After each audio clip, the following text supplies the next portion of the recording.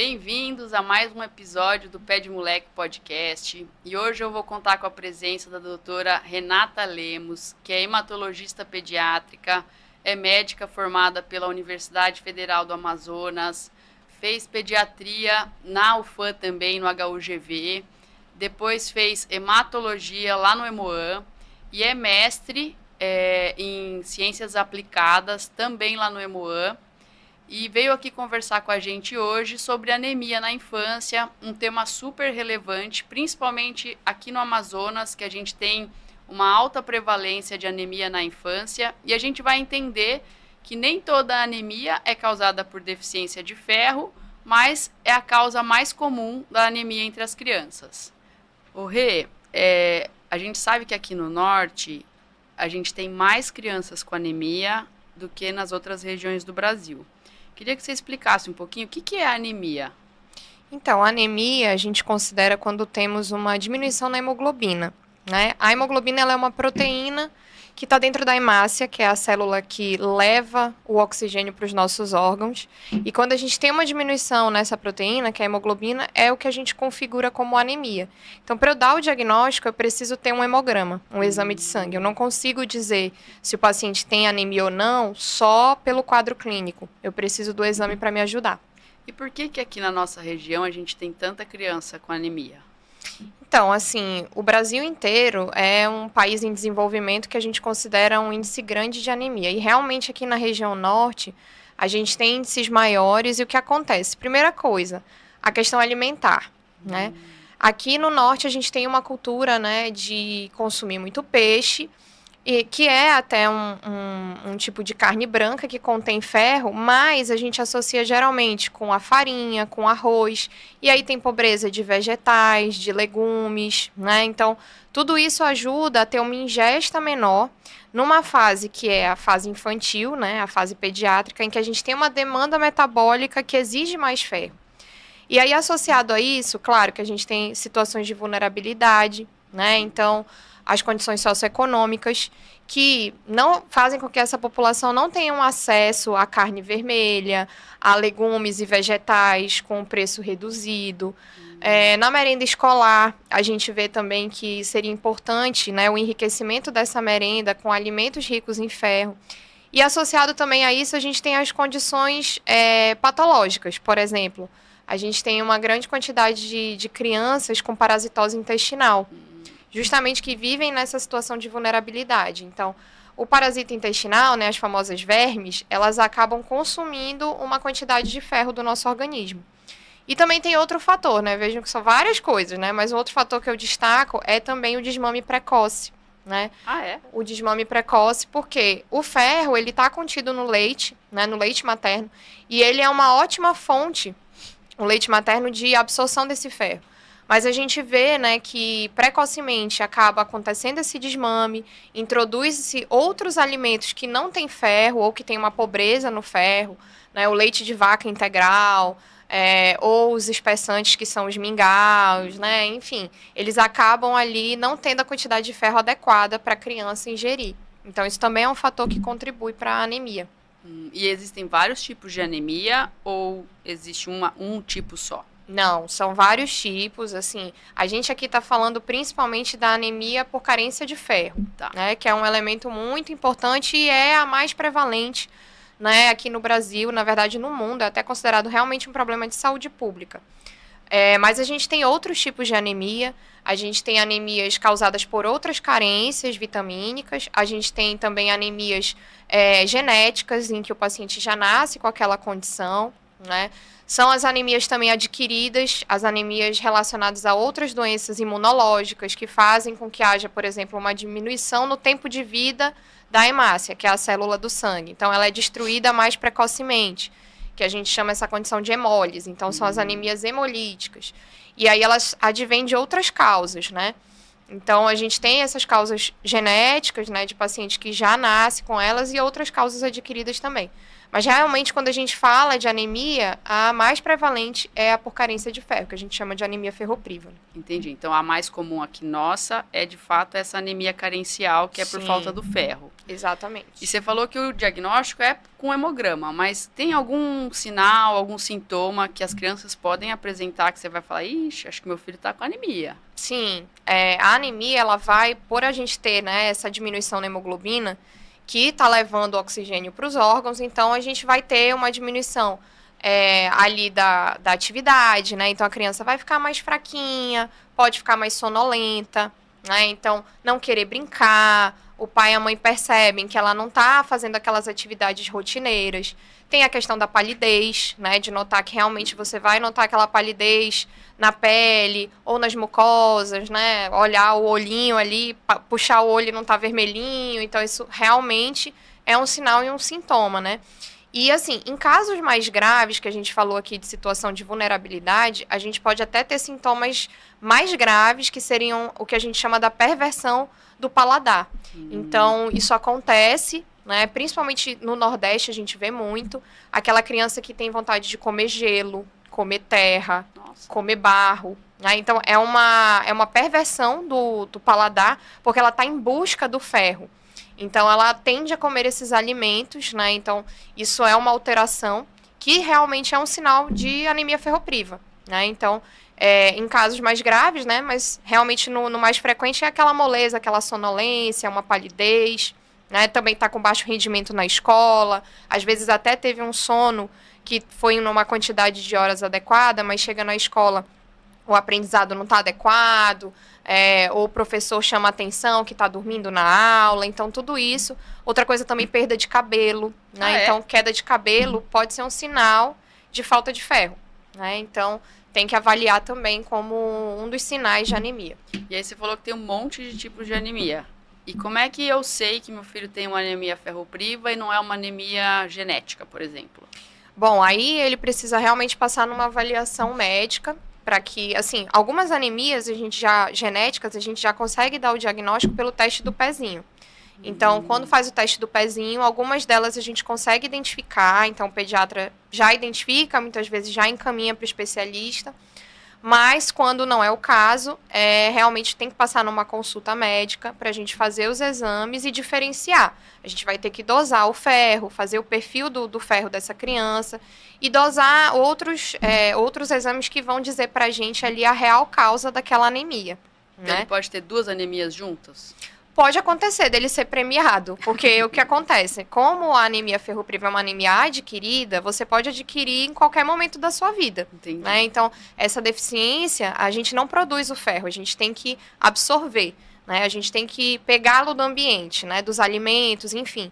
Então, se você tiver uma perda, que a gente perde ferro todos os dias no suor, nas fezes, então se essa ingesta for menor do que a tua demanda energética lá, você vai evoluir com deficiência de ferro. E aí nada impede de você também ter uma anemia genética, né? Uma anemia que nasceu com você, que não é por falta de ferro, que é outro tipo de anemia. E no decorrer da sua vida você adquirir também a deficiência do ferro. Né? Então, as duas podem coexistir e é por isso que aí a gente vai precisar dos exames, né, da avaliação especializada para poder diferenciar. E aí, a ferropriva tem como tratar, mas uma anemia genética, por exemplo, é uma condição que você mais vai ter um controle do que uma cura, né? Dependendo da tipo. Situação. Isso. E quando que é a anemia? Porque a gente sempre pensa na questão do interior, na dificuldade de acesso ao especialista. E aí eu imagino que hematopedia não deva ser uma coisa muito frequente. Aí, como é que funciona essa questão? A anemia, ela é uma doença do especialista. Quando eu faço um diagnóstico de anemia na minha filha, eu tenho que ir direto para o hematologista ou eu posso tentar fazer algum tratamento na rede básica, por exemplo? Não, quando a gente fala mesmo de anemia por deficiência de ferro, a rede básica, ela é a porta de entrada. E o médico que atende na rede básica, ele tem a formação para lidar com as anemias que a gente chama de carenciais, que justamente são essas anemias por deficiência de ferro e outras vitaminas. Então, ele tem como identificar com exames, que são exames feitos também na rede básica, e ele tem também como fazer o tratamento. Agora, realmente, quando ele chega naquela limitação de identificar que é uma anemia, que pode ser uma anemia genética, né, ou pode ser uma outra anemia adquirida, aí realmente já é necessário encaminhar para a especialidade. Mas essa primeira fase, assim, né, da anemia carencial, é possível você acompanhar na rede básica, sim. E aí, como é que é o tratamento?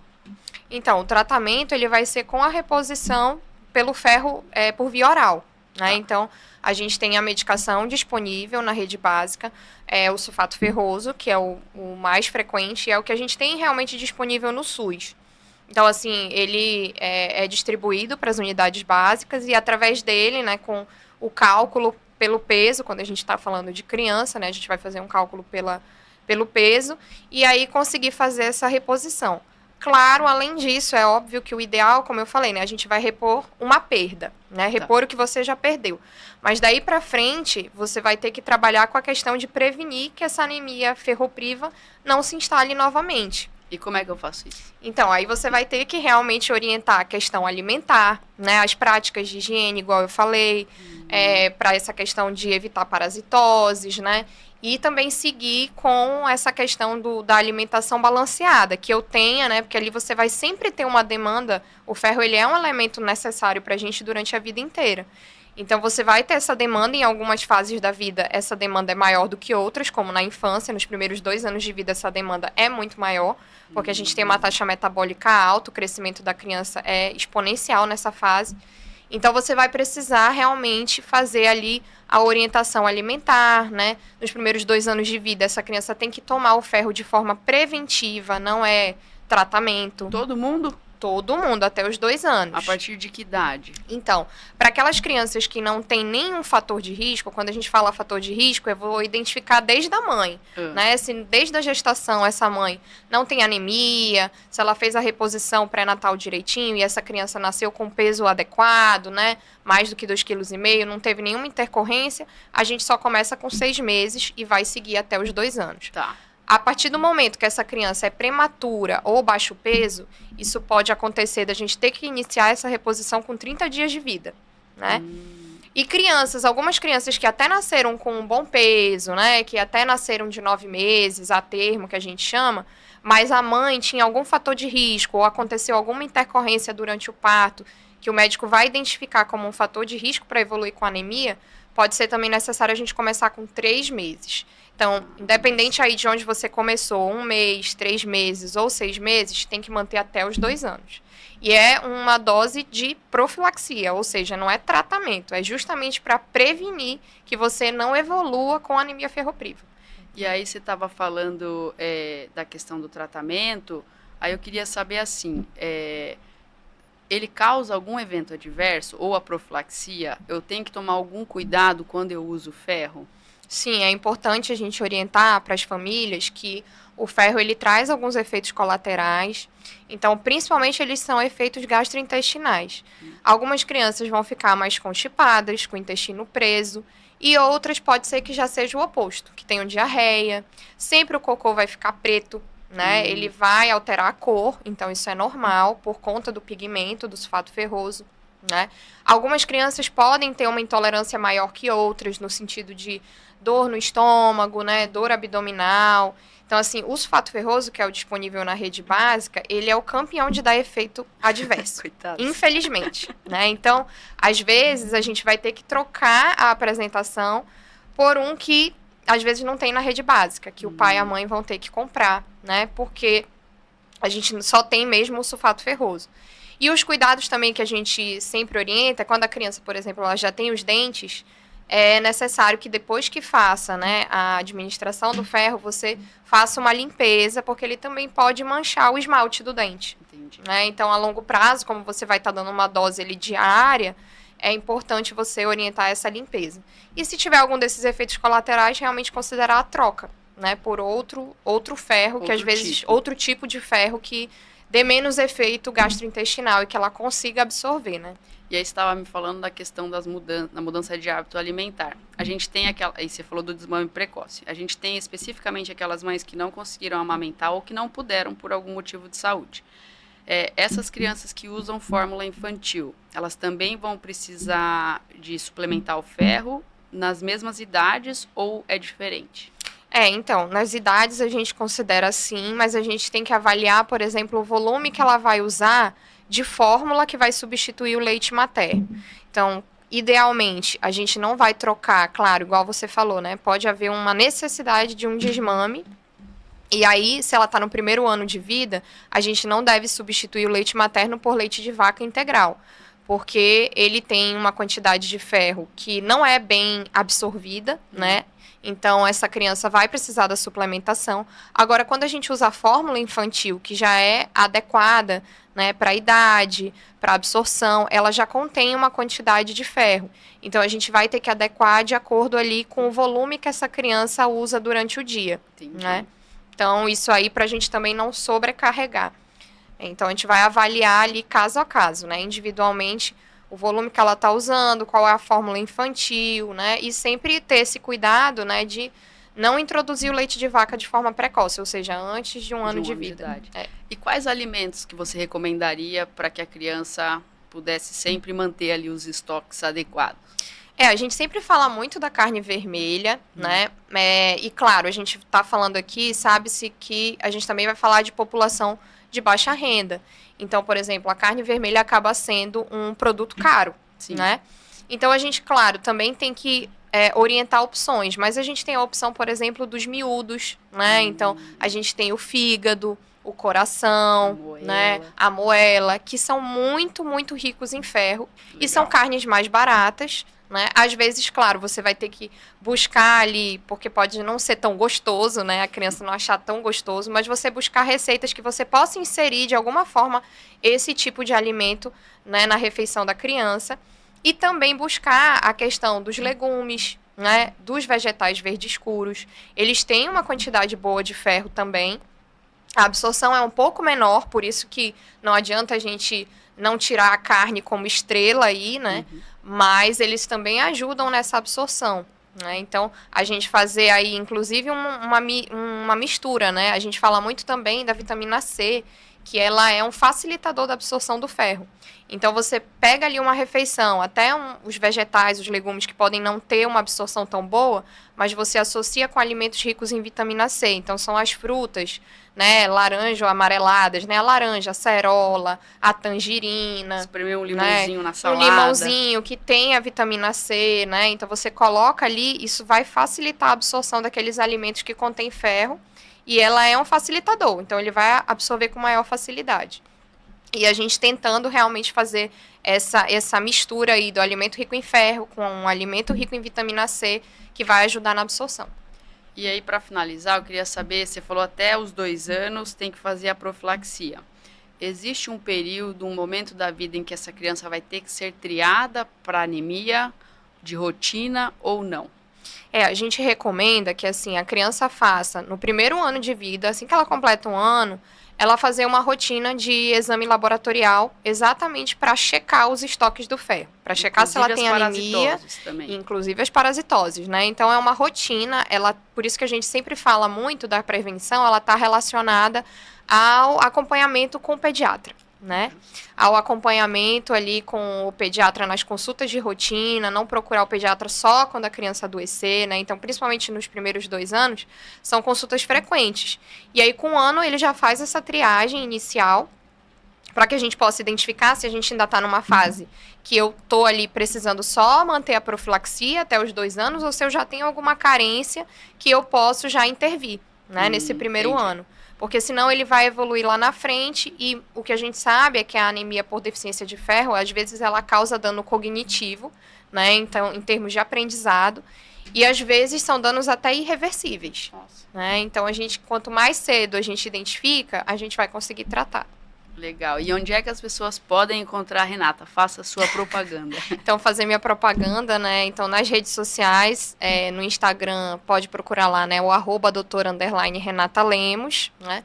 E também estou sempre à disposição lá na Pé de Moleque, para os atendimentos. Legal. Então, podem me encontrar por lá. E é isso, estou à disposição. Obrigada pela conversa, Rê. Nada, um beijo.